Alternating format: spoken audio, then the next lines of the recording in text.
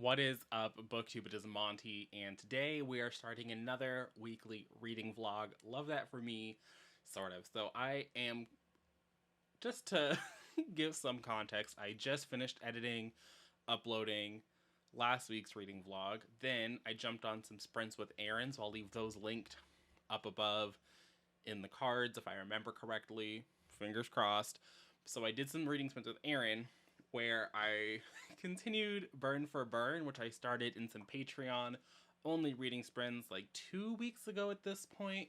Maybe three. Time is a social construct. Like, what is time? But I started this by Jenny Han and Siobhan Vivian, and I finished it on the sprints, which means that there wasn't ever a time that I talked about it for the vlog, which is a little sad, not gonna lie. I'm not gonna pretend like that wasn't a odd choice for me to make, but let's just get it started. In Burn for Burn, we have three perspectives: Lilia, Kat, and Mary, who by chance come together and they decide they're going to get revenge on three people who have wronged them in their little high school situation.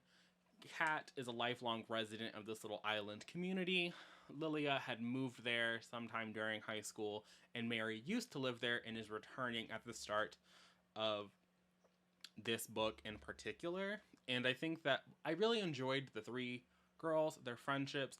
This was an older title, and I tried reading The Summer I Turned Pretty by Jenny Han, which is another older Jenny Han book, and I didn't think that The Summer I Turned Pretty held up nearly as well, so I was a little bit nervous that my recollection of starting this wasn't going to be the best, but I'm happy to report that I do think this one holds up pretty well. There are some elements that are a little bit questionable, that are a little bit, I don't know. If you are sensitive to sexual assault in story in books, that does happen in Burn for Burn, that is addressed. There is a couple of characters are drugged against their like knowledge and consent and things of that nature. Um, general, I think that's like the two big ones are like the sexual assault that happens and the drugging of characters that happens. So do know that going in, I wasn't expecting that. It kind of threw me for a loopy loop. But overall, I thought that for not only the time, but reading it today, I thought it was a fine story, and I thought that it held up really well. And since I finished that in the middle of the reading sprints, I just turned around to my lovely bookshelf back here, and I picked up the sequel, Fire with Fire, which picks up pretty closely to the end of where I was, like, or where the first book stops. It's pretty close, pretty much because there was a cliffhanger. And this one so far, I'm about halfway in. I read 200 pages on the sprint with Aaron, so shout out to Booked and Busy. And again, picks up right where we left off, so we're following some of the ramifications that happened at the homecoming dance climax. There's also, I don't know if it's like a supernatural element that's being introduced, or it's just like being teased, but it's not going to go anywhere. That was a surprise to me. I'm still enjoying our three leads, Kat, Lilia, and Mary's dynamic with one another. I'm excited to see this revenge plot thicken a little bit. I didn't think they were going to continue on with it, but what they're doing, I'm excited to see how that's going to play out. So far for this week, I've already finished one book, and I'm halfway through my second book. So last week I said I wanted to read 10, and it was a little bit ambitious. It was a little crazy, but I think that reading the three books that I managed to get through was exactly what I needed in order to complete the challenge this week. I'm not going to go out on that limb and say I'm going to read 10 books this week. I'm not going to go that far just yet, but I do think this will be a better reading week than last week, and last week was already a pretty good one. So love that for me. I'm going to go. I need to return A Queen of Gilded Horns to the library. I might take back a couple of other things that I have checked out that I don't think I'm going to get to anytime soon. I might just take my time to wander around the library a little bit, and I'll check back in with you guys when I have more to say. Y'all. Okay, so I am on page like 450 essentially of Fire with Fire. And I know you're saying to yourselves, Monty, how are you almost done with this goddamn book and you have not updated us? Well, allow me to explain. I ended the stream with Aaron earlier today. I came in, I gave you guys that first clip that you watched earlier. It was the intro to the vlog. It was this nice, lovely quality with the new setup and the microphone and all the fun, happy bullshit, right? We did that. Then I ran to the store. I got some rice for dinner. I returned a Queen of Gilded Horns, like I said I was going to do in that clip, right? Then I came home, made dinner, ate dinner, and Jess from Jessica Nicole Dickerson and Chanel from Chanel Time were hosting some reading sprints. Jessica is hosting a readathon this week, so she's going live every day with reading sprints, which I think is going to be the secret for me to power through and maybe hit that magic 2-digit number that we've all been speculating about. And when I say all, I mean me, that I've been speculating about. And on Jess's sprints, I was Mr. Productivity, and I did not... I did the reading sprints out in the living room, and so I didn't feel like coming in here to like update, and so I read like 300 pages, not even 300 pages. I read like 200 pages out there with everybody. No. Yeah, I don't know. I read however many pages out there with everybody, and I didn't come in here and talk about them. So I do apologize for that, but at the same time, I'm actually very, like I said, I'm very happy because I am eating this shit up. Everything that happened in the first book is continuing on here with the revenge plots. One main revenge plot, really, essentially, and I am enthralled. There was a little bit of a supernatural element that has continued to be pulled. I've never read Carrie, but it's giving some Carrie vibes in that Mary was the bullied one who tried to commit suicide in the first book. She tried to commit suicide when she was a child before the events of the first book, but we found that out in that first book. And then in this one, again, it's giving very Carrie. She's doing some weird little... some magicals, which I wasn't expecting. I didn't know that this book had that kind of an element to it, and I'm eating it up. It's not the biggest part of the book, and it's not a super prevalent part of the book, but it is there, and it is intriguing, and I'm very much enjoying it. So I'm going to take a break. I'm going to watch some, things to decompress, brush my teeth, do my nighttime routine. And then I'm going to try and finish this before I go to bed tonight. So tomorrow I can start Ashes to Ashes, which is the final book in this little trilogy. And I'm excited. I don't think it's supposed to rain tomorrow, so I might go do some hammocking, live out in nature for a second, live my best life, and read this. Definitely will be reading it during Jess's sprints tomorrow. I don't know who the co-host is, but I'll leave a link to Jess's channel down in the description bar just so you can go check them out. I know this is a reading vlog, and so by the nature of that, this is going to go live once those are over and done with, but, you can always revisit reading sprints. They can just be fun, productive situations, so love that for me.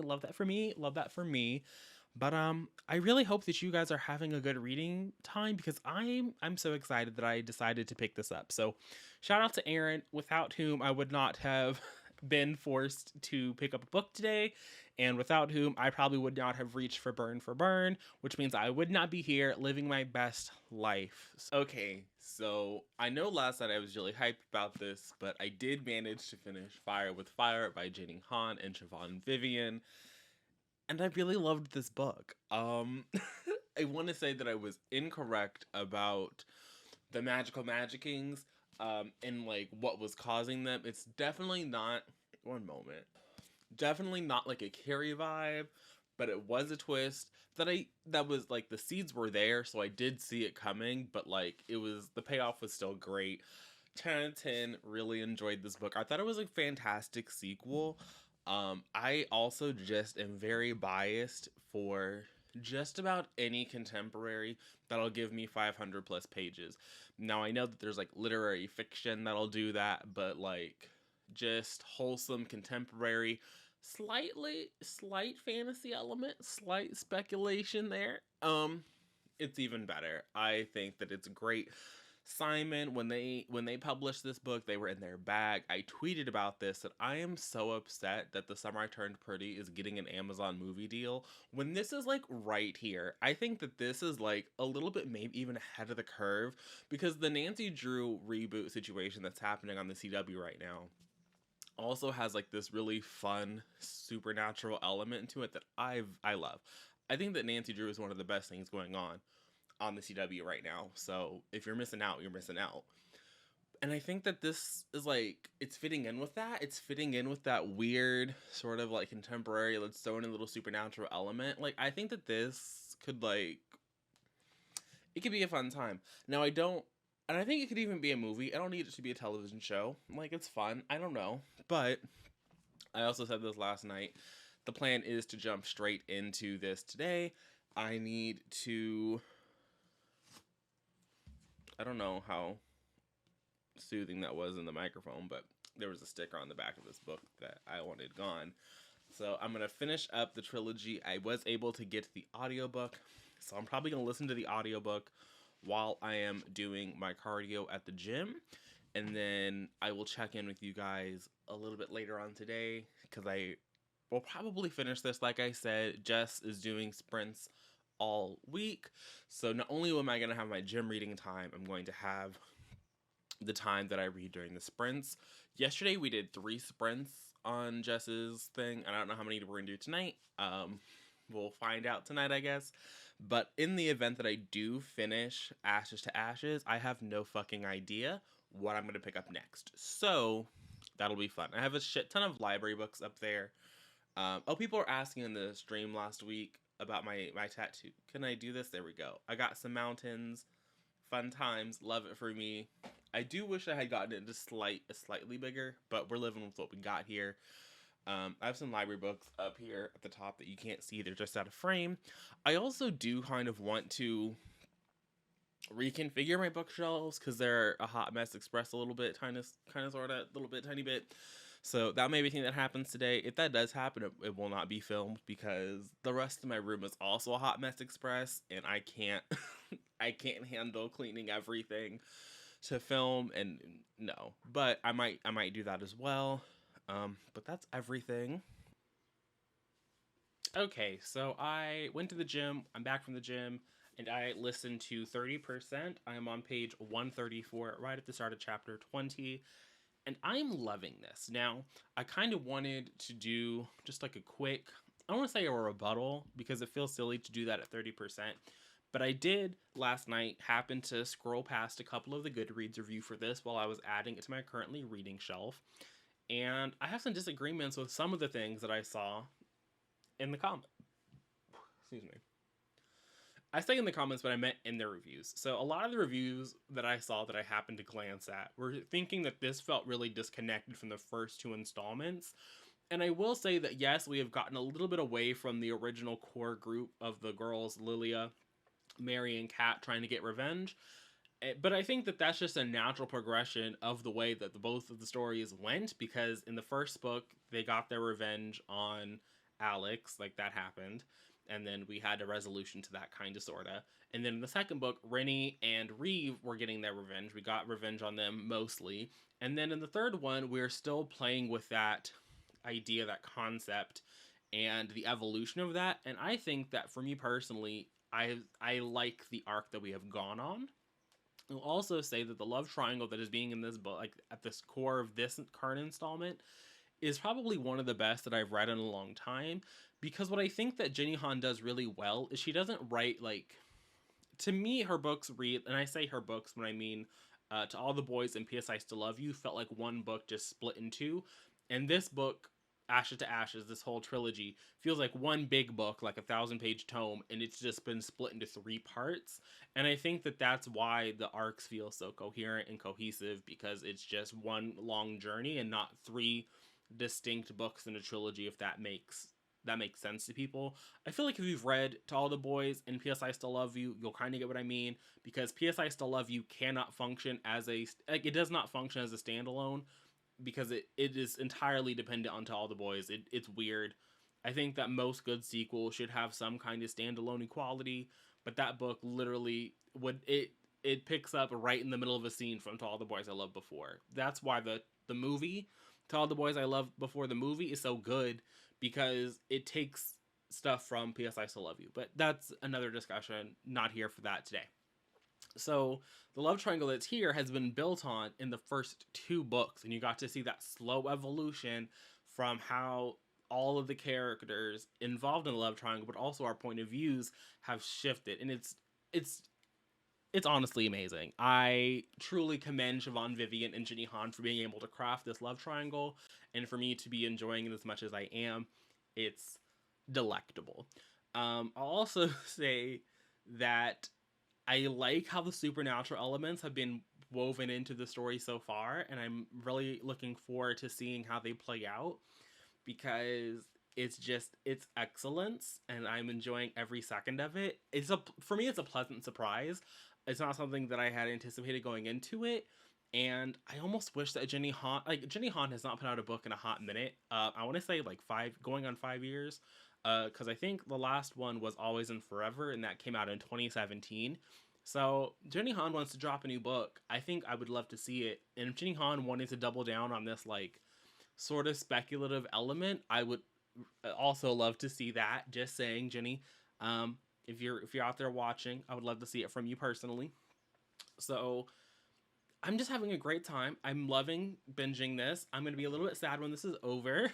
Right now, I need to go call my uncle because he wants me to talk to him, and I need to eat because I haven't eaten yet.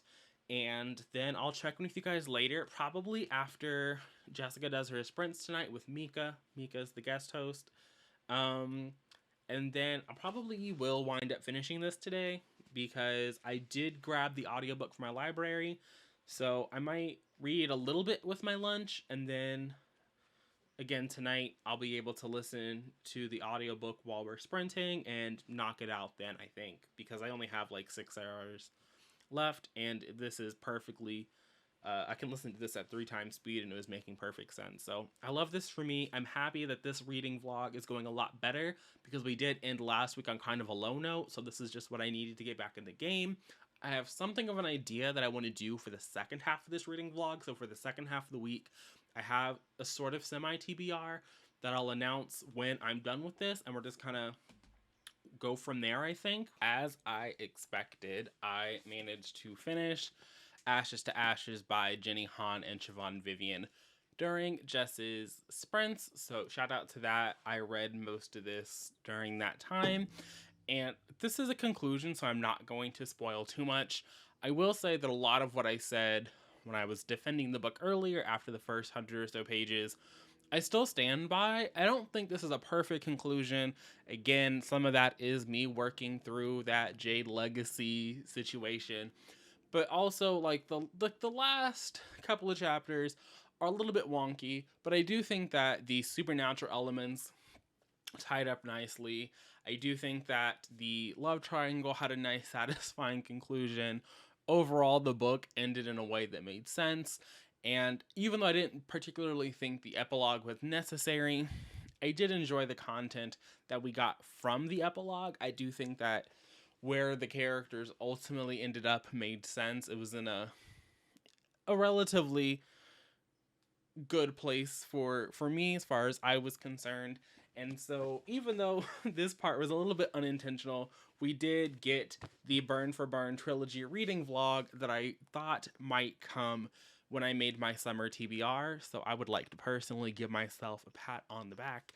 That also means that I've already finished 3 books in the first 2 days of this reading vlog, which means that this has been a very successful journey. But the week is not over, because it is only Monday, and we got to go until Saturday. And so the next phase of this reading vlog, I think I'm going to try, and I'm titling this in my head, in my mind, reading some of Chanel from Chanel Times' recent reads, because I talked to Chanel. I know that she has read these 3 things recently. One of them she's in the process of reading, and she may DNF. I don't know. We'll see. But I'm going to read it. I already picked it up. I have the physical, and I have the audiobook from my library, and that is Monogamy by Sue Miller. My understanding is that this is an adult literary fiction tale about a messy situation, which is all I need. I believe there's a married couple. I believe there's cheating with multiple partners. It sounds like it's going to be a good time. The next book that I'm going to read for this reading some of Chanel's recent reads is Falling by TJ Newman, I believe. I'm going to try and be a good booktuber this week and throw up actual actual book covers. So, yes, Falling by TJ Newman. I believe this is a thriller set on a plane where the pilot's family has been taken hostage and he has been they're trying to force him to crash the plane. Sounds like it's going to be intense. That I will be listening to because I have the audio from Libro FM. And then just to double check, I'm scrolling through Libro right now so I cannot fuck up this other author's name. Okay, then I'm going to be reading The Maidens by Alex Michaelides. Now, the only two people I've ever heard talk about The Maidens by Alex Michaelides were Monet from Life is Monet and Chanel from Chanel Time, because they buddy read it and they both hated it. They gave it 1 and I think 1.5 stars respectively. So the bar is set very low for this one, but I'm curious. I wasn't really curious before. I downloaded it from Libro because it was free. It was part of their advanced listener copy program for reviewers, and so I was like, I'm gonna do it. Why not? So I own it. I have it. So I'm gonna listen to it for this portion of the vlog. Now, because I have all 3 of these on audio. I don't know if this means that I will for sure get through them, but I have a feeling that it will. And if I do, then we're going to cross that bridge when we get to it. But from where I'm sitting right now, those are the next 3 books that I have lined up for the rest of the week. In theory, it'll take the rest of the week to get through them. But like I said, they are on audio, so we'll see how that happens. I have plenty of library books. I have shelves of unread material, so I will find things to read. But that's where I'm going to end this vlog. I'm going to spend the rest of my evening decompressing and probably importing the clips because they're sitting on my Windows machine and I edit on my Mac. So I'm going to move clips over. I might get a jump on editing.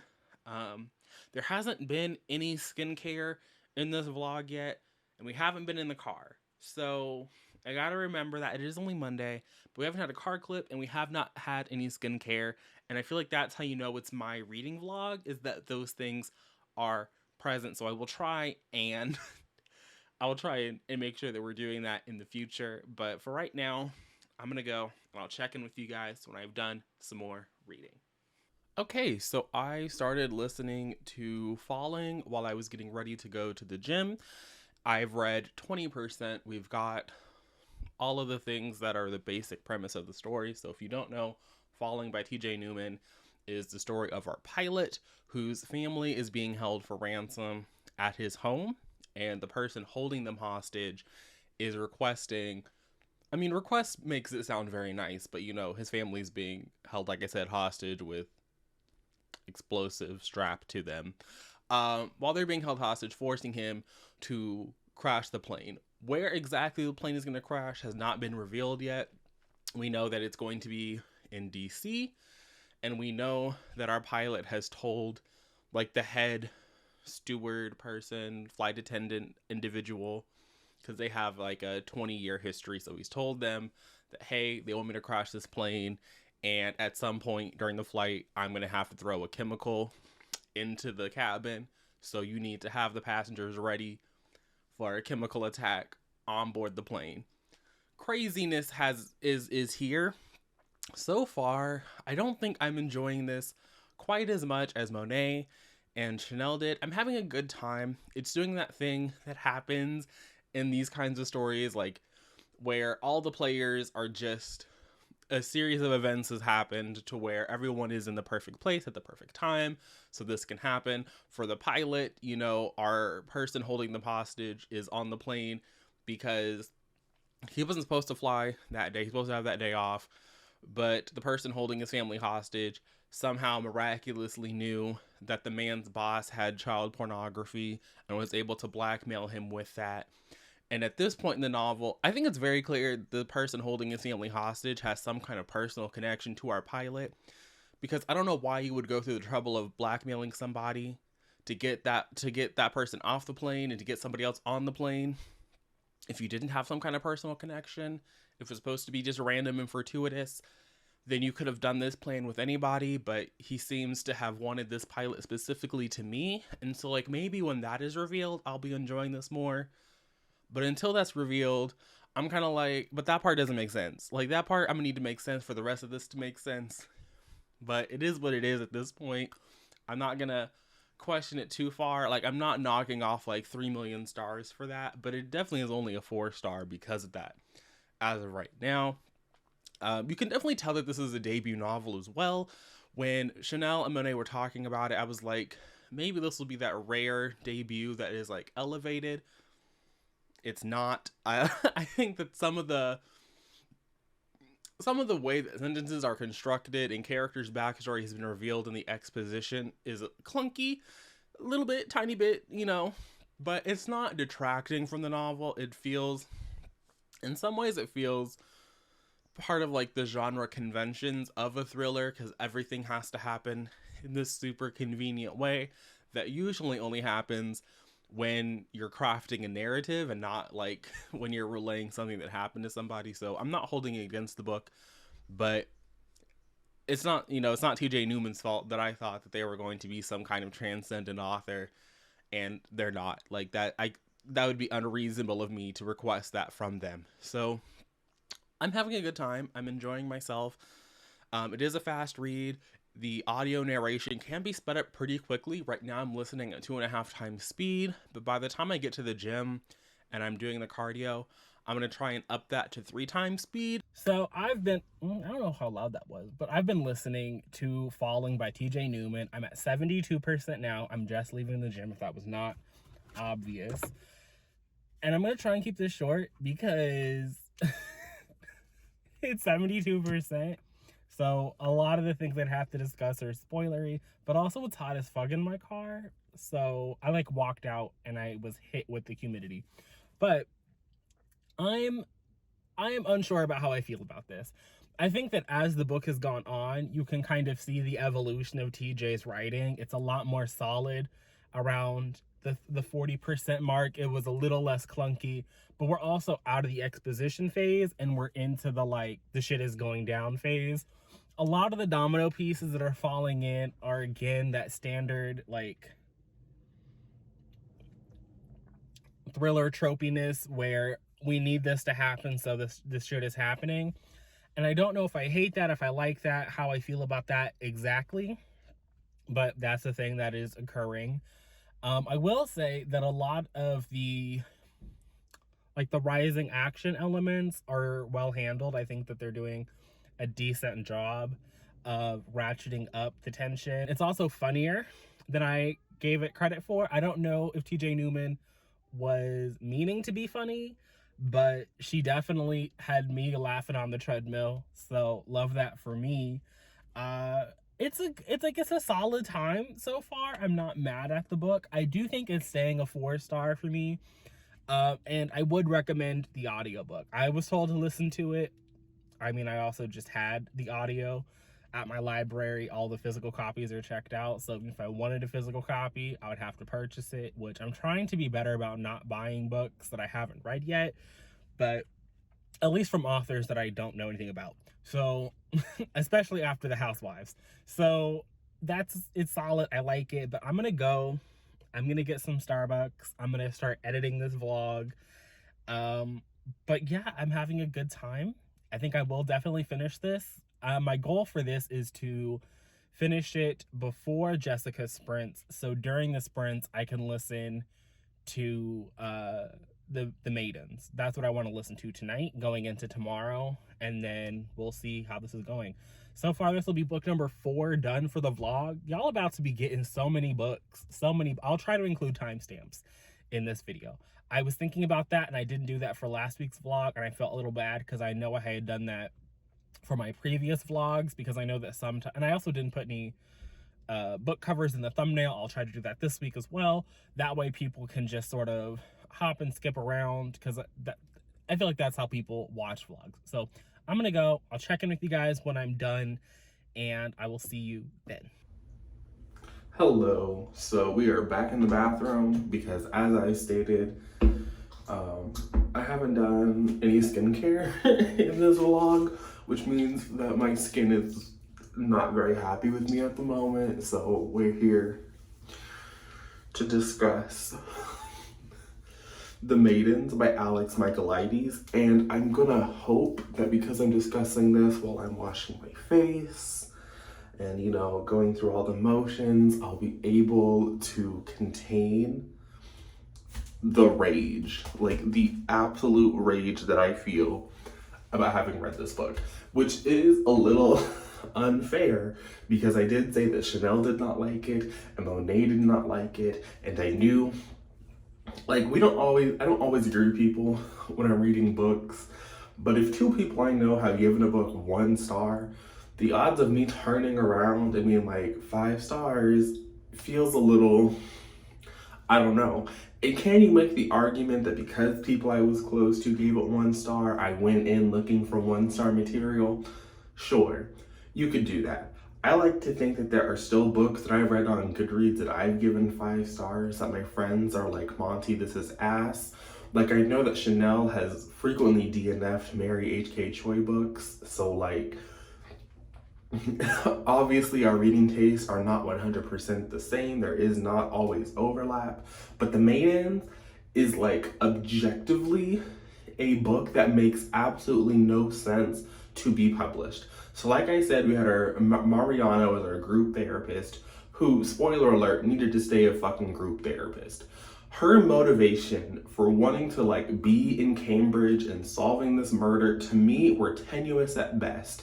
I understand that she got there and her niece's best friend had been murdered and she wanted to like support the girl, but like, sis was out here lying to people saying, oh yeah, the dean wanted me to do this, I'm working with the police to do that, to the point where she was literally obsessed with finding this murderer.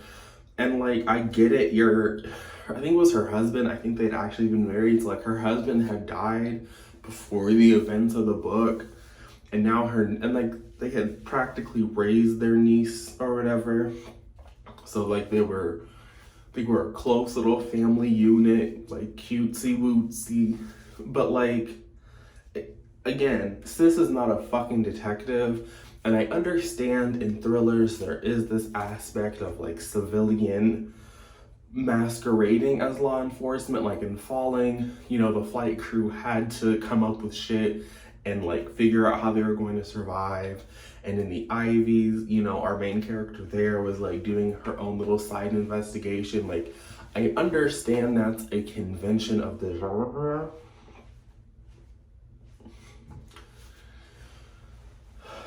but the group therapist lady, her life wasn't together. Like, if she was just like a therapist who was going to like help her niece, like that would have been one thing.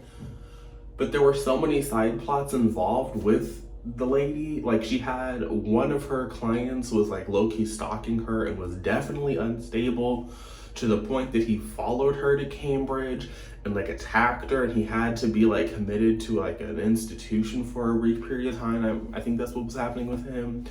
But like, even before she left there, like he was carving like crosses into his chest. Like, the man needed more help than clearly she was able to provide.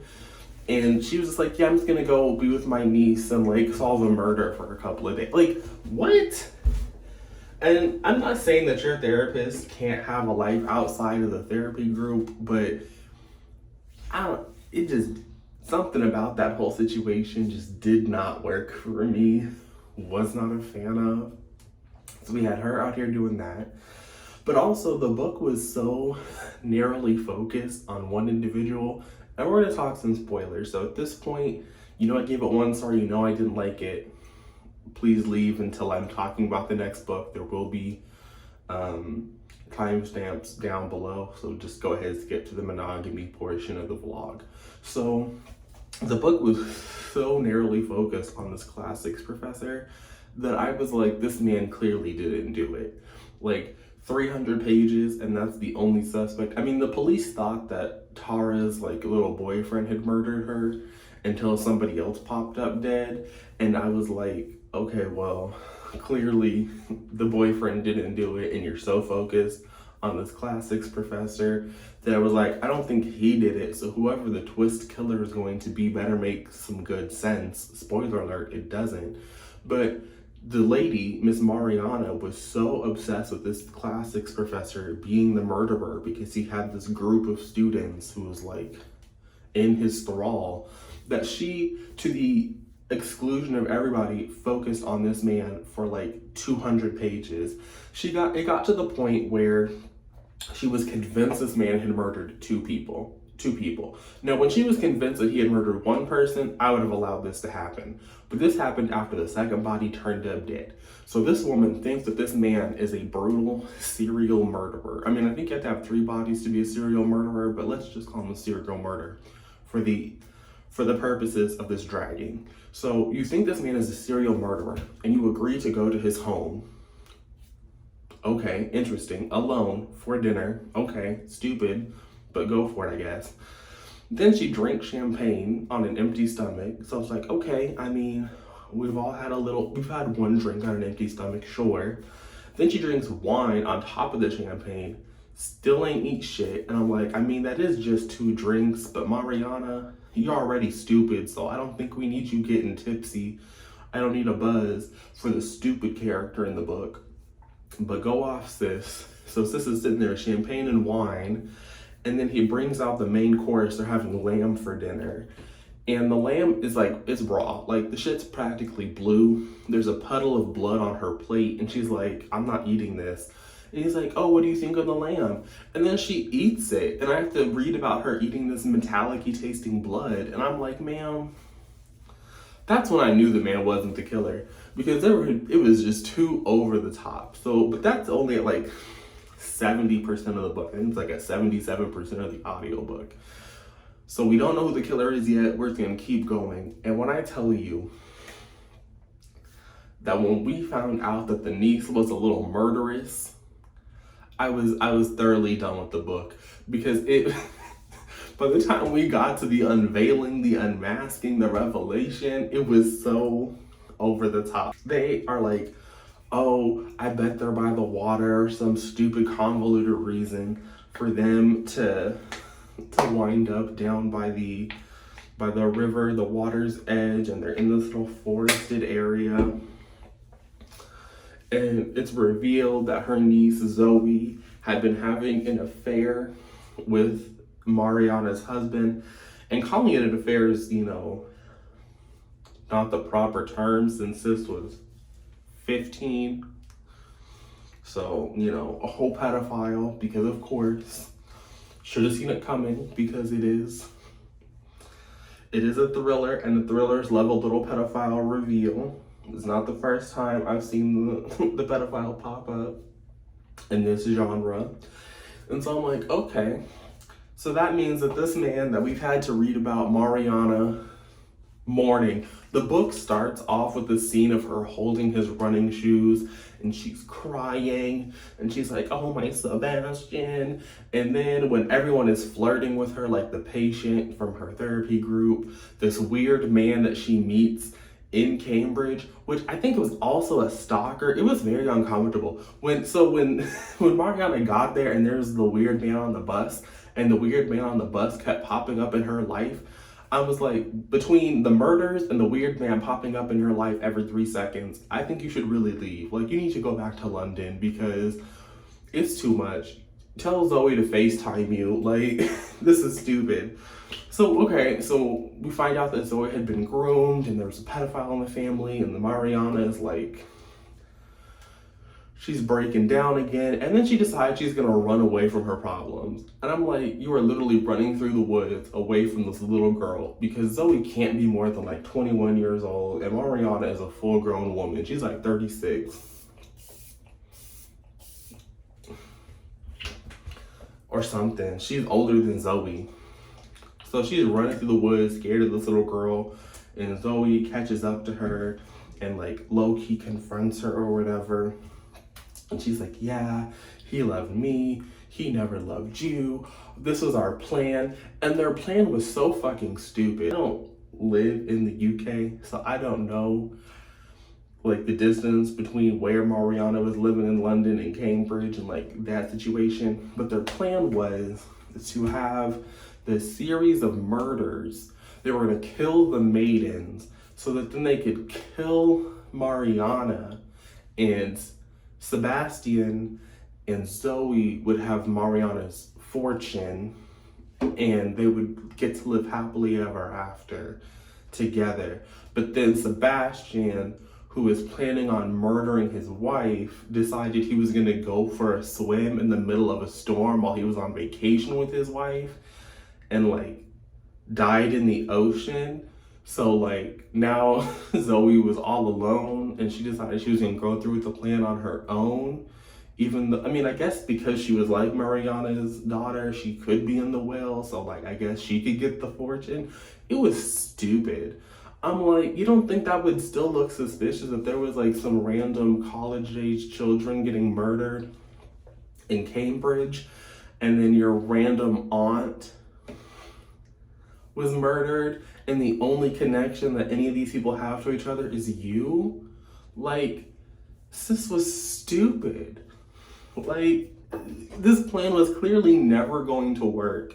The delusion was very real, and I didn't understand any of the motivations because, again, it was a stupid plan. Like, even if Sebastian hadn't been stupid enough to go swimming in the ocean in the middle of a storm, how would this work? Like, explain that to me. How would this not look suspect? Because I don't live in a reality where they would have been able to get away with this ever. And then there's like a little epilogue where Zoe wants to visit with Mariana, because of course this is arrested. There's like a whole sequence where the creepy Cambridge stalker like comes out of the woods and is like, what's going on, Mariana? And he gets stabbed in the back, and then she tries to like stab him again, but Mariana hit Zoe in the head with a rock, and she falls face down on the knife, but she doesn't die even though she fell face down on a knife. And so she gets arrested and transported, and she's put in a mental health hospital because she was clearly unwell. And there's like a little cameo apparently from the characters in his first book that I definitely never want to read now.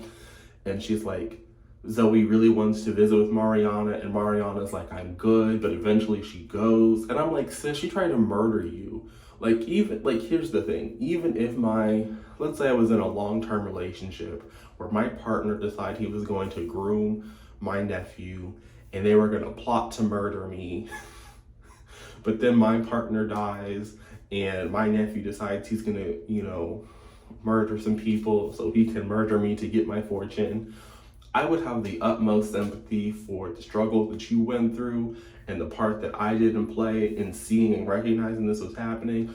Although there's also a line in the book where Mariana suspected that was happening, but she didn't want to admit it to herself, but she kind of knew. And that's when she can't go sleep in her bed, even though the whole book she's been missing this man and like mourning over this man. So I think we could have just left that line out of the book because it didn't fit with Mariana that we knew. But if I, like, let's say like that, the similar situation was happening to me, I'm not visiting that nephew. I'm sorry. I mean, I'm already probably not gonna visit most, like if I knew somebody and they went to jail, you're not gonna get me to go visit you in the jailhouse. So like, you're definitely not gonna get me to go visit you in the mental institution where you're being held because you're unstable to the point where you were gonna murder me. Like, not some esoteric stranger like, oh, you murdered all of these innocent girls, but it was like, you murdered those innocent girls so you could murder me. Like, sorry for making it about me, but it is. Like, that was your whole plan. That was the whole motivation for all of this. And so when Mariana decides that she was gonna go visit the girl, I was like, I guess that's a little empathetic, but it's also like, you just do not care about yourself, sis. Like, let's get that self-worth going. So, this book was ass from beginning to end. I mean, I say it was ass, but like, it was actually just boring. It was really like, I said this in my Goodreads review, but it was like reading The Secret History through the lens of an outsider. And so like, if you want to have these dark academia vibes, you cannot give it to us through the view of the outsider, like the people not in the group looking in at the group. I think the Ace of Spades technically does this, where Devin and Shiamaka are not technically in the secret society situation, but the secret society situation are actively moving against them. So we're seeing outsiders looking at the group, but we're seeing them reacting to the group and the actions the group is doing to them. In this book, the maidens are literally just living their life, going to college, and Mariana shows up and is like, your professor is murdering people. But he's not murdering people. I think he got arrested for like inappropriate sexual activity with these people, because I guess he was like sexually assaulting them or something. Like, he got arrested for something, and I was like, okay, well, it's probably for the best. But Zoe's out here murdering people, and now you want me to feel like, oh yeah, Mariana, you should go visit your niece. No, you need to stay far away. Write her a letter, correspond via that, but don't go visit the girl. Like, that's, at least work up to that. Like, do the letters for a while, and then when you see that she's having a turnaround, like, go talk to her. But this whole like, you were gonna murder me, let me go see you, no, it was foolishness. So didn't like it, won't be rereading, can't recommend it to anybody. I did not disclose this at the beginning of talking about this, I don't think, but I did get it from Libro FM through Libro FM's advanced listener copy program, because I do review things on this channel occasionally from time to time, like in this video. So that's where I got it. So for me, it was free. And I do have to say that if you are a reviewer and you got it through the ALC program, I would listen before you buy. I would go to the library before you buy. I would borrow it from a friend before you buy. Whatever the free option is in your neck of the woods, I would explore that with this book, because I think you have to know if you like it before I would suggest you spend the adult hardcover prices on this story, because I personally do not think it is worth it. I personally don't understand how this was published. I personally am offended on behalf of readers everywhere, even the people who gave it 5 stars, because I think there was a lot of wasted potential here, even if you do wind up enjoying the story. If you've made it this far into the vlog and you know, haven't been skipping around in the chapter times, even if you're watching at 2 times speed, you know, and you're not subscribed, this might be a sign you like hearing my voice. You're entertained. Go on ahead. Leave a like, hit subscribe, come back again. We got another week worth of reading vlogs coming your way. So, might as well. Hello, welcome. We are back again in the bathroom to update, because I need to, again, like I said, I need to wash my face, but I also need to talk about monogamy, because I haven't talked about that. And I'm at like 51, 52%, so, you know, kind of a big deal that I haven't come here to talk about it. But part of the why I haven't is because this book is boring. Like, I thought that this was going to be a messy look at this couple's life as they try to navigate how they want to have their relationship operate, because it's not really working for them. The story is about Annie, who was married at a young age, and then she got a divorce, and she met and married a new man, Graham. And then the book flash forwards, and it's been like 20 years or something, and Graham is still kind of like seeing other women and flirting with other women, and feeling guilty, and Annie hasn't been doing that. But the issue came because one day Annie wakes up, and when I was reading this on the sprints, I thought this was like a spoiler, but apparently it's on the inside flat. So I was reading this, and one day Annie wakes up and Graham is dead. He has died in his sleep, because of, like a heart attack or some natural causes. And I was like, oh, so he's just gonna be dead for this book. We're not working through any kind of coupley issues.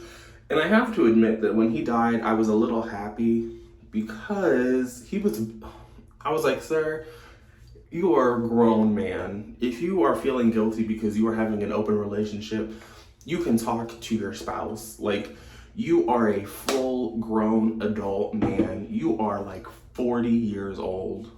This thing where characters don't communicate is real cute, but after you've been married for, however long, you have adult children and you can't talk to each other, then you might as well go to the divorce lawyer already. Like, how y'all getting through 20 years not talking?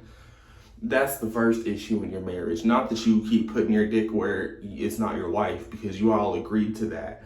And if you need to come back to the table and reconfigure stuff, then come back to the table and reconfigure stuff. But if you're not even willing to do that, what is the point? Like, you, again, go to the divorce lawyer. So I was happy when he was gone because he was just out here making no kind of sense.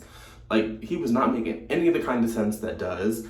And so I just hated it. I hated him, didn't like him. And at the point where I'm at now, sis has gone to Vermont. She has like a little cottage she's gonna live in. She doesn't know she's moving there, but right now she's gonna go stay in this little cabin in Vermont. The inside flap says there's gonna be like a shocking revelation that, upends her whole world. And I'm just like, I'm at 50%. I've read 50% of the book and homeboy's barely been dead for like 5 seconds of it. So I'm failing to see what this shattering secret could be. I feel like there's going to be a secret baby. I feel like there's going to be a couple of mistresses that come out that she wasn't. I don't know. But whatever it is, I said this during my sprints. I do not think this is the place to start for Sue Miller. She has an extensive backlist of titles. She is apparently a well-known author, New York Times best-selling. This is not the place to start. It's very boring. It's very bland. The writing is very average. There's nothing special about it. There's nothing lyrical or waxical. You can definitely tell. This is my issue with literary fiction, in that this could have been a very fine, average, middle-of-the-road story about this woman who is picking up the pieces to her life. But because Sue Miller writes literary fiction, she is trying to elevate this, right? So that's what literary fiction does. It tries to use all these fancy words and waxical prose, and we're gonna meander here and meander there. But this is very clearly base level, basic fiction, basic, that it's having these like, it is forcing its way into literary fiction, because I can tell you right now that Sue Miller she's not writing literary fiction quality. The quality of her prose is not there. I have said many things about how I detest Gone with the Wind, but the writing is there. I have said many times that I detest The Song of Achilles, but the writing is there. I detest A Little Life, but the writing is there. Sure, I find it pretentious. I think that this is a little unnecessary, particularly with The Song of Achilles, because even though the writing is there, it's like the way that the things that she's writing about, there should be peaks and valleys that Miller, I think, fails to actually capture.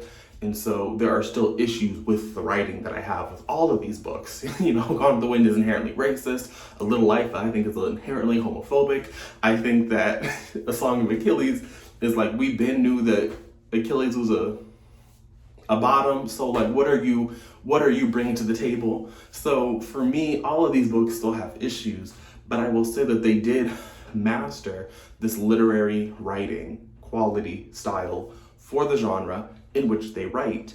And monogamy is supposed to be on that same shelf, but it doesn't belong.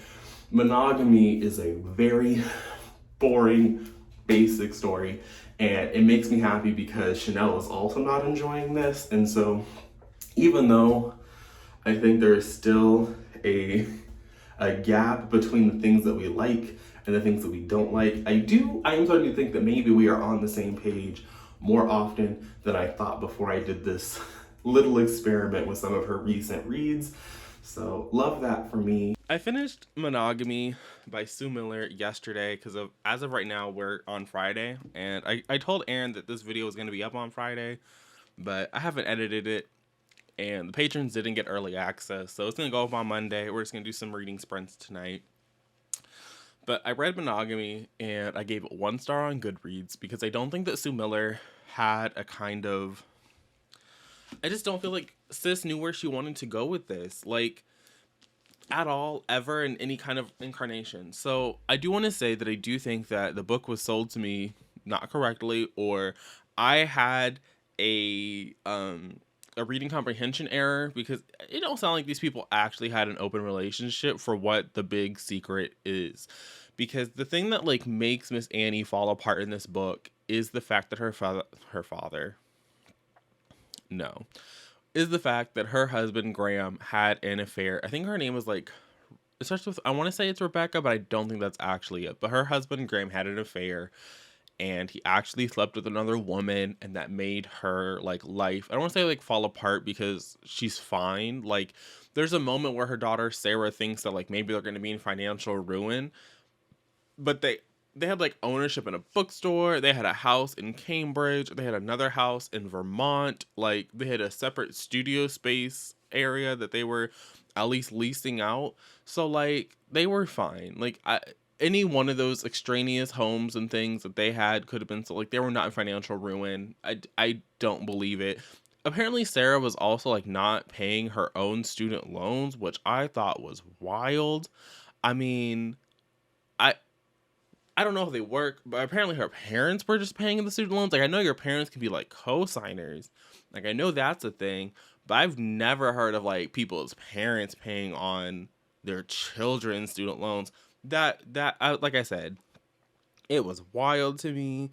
They were clear to me, they were never in any kind of financial ruin. But the real issue with it is we never spend enough time with Annie and Graham in their marriage for us to feel the sense of betrayal that Annie feels over the course of the rest of the novel. We also don't spend enough time with Annie when she finds out, because her husband dies around like page 100 or so. And so you think that leaves like 200 pages for us to like do it. But part of what happens after her husband dies is she just goes back and forth to the Vermont house. Like, that's, I think, where they spread his ashes, and then they come back home. And as soon as they get back home, Annie's like, I have to go back to the Vermont house. And she goes back to the Vermont house for like literally a day. Like, when she was saying she needed to go back to the Vermont house, I was like, okay, bet. Like, we're going to go to the small town of Vermont. You're going to find yourself. You're going to like deal with your demons. And it'll be like that kind of a story. But it wasn't even that. And then at like, I want to say like the 85% mark or so, we find out that in the past, Annie went on this artist retreat because she's, a photographer who takes these stupid fucking pictures. And we find out that at this artist retreat, she had decided that she was going to have this emotional connection with this man named Ian. She was going to flirt with him. He was going to flirt back with her. And so they had like this flirtationship at the artist retreat, and they get like very close to fucking. They stop at like heavy petting, and he comes in his pants, and that's that. And they never really speak to each other. And then following her husband's death, she finds out that like Ian, because I want to say it's her stepson, so a son from Graham's first marriage, becomes Ian's book editor. And so they reconnect, and they go out to have drinks, and she discovers that Ian doesn't remember her, and he had a much better connection with somebody else. And so she feels like she was actually invisible her whole life, and maybe the feelings that her husband had subsumed her, and she had given himself fully over to him, and she had become nothing and nobody. Maybe those feelings were accurate and true.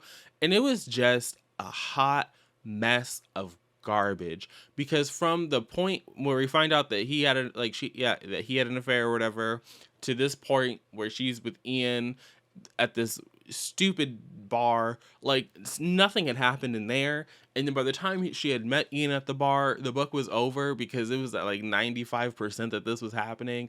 And then sis had a fall because she's an old woman now and she's like 70 years old. And so if you're going to make me meet a character when they're 23 and I'm going to see them falling down, breaking elbows and shit in their 70s, and you have a 300-page book, show me where that's going to work. Show me where that is going to work. Show me where you can do that. And I don't know the characters.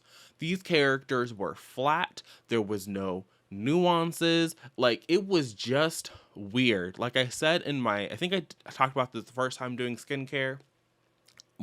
It didn't make any sense. Everything to me felt very basic, but it was trying to sell me like this was some Oscar-worthy event. The way that the writing was handled was like, this is some Oscar-worthy event, which was weird. I also think that it continued to be weird the way this woman talked about sex and how sex is supposed to be like, I don't know. Maybe I didn't fuck with Annie, and so hearing these thoughts from Annie, I was like, I don't like this. But several of the thoughts were just weird. It was just weird. It was also mildly, I don't want to say fat phobic, but it was the way that she talked about Graham's large body was weird. Not only because the man was dead at this point, but it made me uncomfortable. But if that's how Graham wanted to talk about himself, like, fine, sure, I guess. But overall, I could not recommend this book to anybody ever for any reason, really. And so for that, I'm just gonna be happy that I read it. I got the pages, whatever, but don't recommend it. It was 1 star. It was the second 1 star of the week, so we can transition into the wrap-up portion of the vlog, because I'm gonna end this here. Yesterday, I started a new secret project that'll hopefully be out by next week, so it's ambitious though, which is why this is why this vlog technically ended on Thursday, but y'all are gonna still see it on Monday. But the first 1 star read of the week was The Maidens by Alex Michaelides. Horrible book. So it's just a horrible present wrapped in ugly ass wrapping paper, and then not only is the wrapping paper ugly, but they didn't even do a good job wrapping the shit. So for me, I don't understand why anybody wanted to read The Maidens. I do have that super secret special reading vlog that is coming out, but I am also supposed to be reading The Silent Patient by Alex Michaelides with Monet, because I refuse to believe that this person could actually craft a good story, because The Maidens is just boring from start to finish. There was no point in The Maidens where any of the characters were actually interesting, where I felt that any of the characters actually had any kind of growth opportunities. And honestly, Mariana, like, sis needed to just go home. Like, I understand that she wanted to be there for her niece, but at the end of the day, I do not part of the genre conventions of a thriller is civilian interacting with police in a way that is police-like. So, civilians doing their own investigation. But Mariana was so ill-equipped to do an investigation because sis said, you look questionable, you did it. Which as a therapist is weird, but like, you're supposed to be a therapist and you're like, you look sketchy, you have to be a murderer. So for me, I just needed sis to go home and deal with her crumbling group therapy group, because they clearly had issues that needed to be sorted out. And to me, that was more pressing than trying to find a murderer, because you're not a detective. You have no detective skills. Like, you are literally just a therapist. So The Maidens was horrible to me. I am allegedly supposed to be buddy reading The Silent Patient, so maybe that'll go better, but I refuse to believe that it will. And then before The Silent Patient, we read Falling by TJ Newman. This was a debut. It was an entertaining read. I had a good time. I do recommend people listen to Falling. I don't know if it's as good written, but the audiobook I can recommend. I gave it 4 out of 5 stars. And then before that, I read the Burn for Burn trilogy by Jenny Han and Siobhan Vivian, where I had an excellent time. I had surprise supernatural twists. I had fun, rich people being messy. I had one of the best love triangles that I've ever had to read about. It was just a good time from start to finish. That was 6 books in 4 days, which I'm still kind of like, what? what is happening here. Love that for me. Hopefully you guys also had a really great reading week. If you made it this far, actually, if you made it this far into the video, make sure you drop this emoji down there in the comment section to let me know that you made it through the epic journey that was this reading vlog. Then now I can say thanks for watching. I'll see you guys again soon in another video. But until then, and until next time, bye.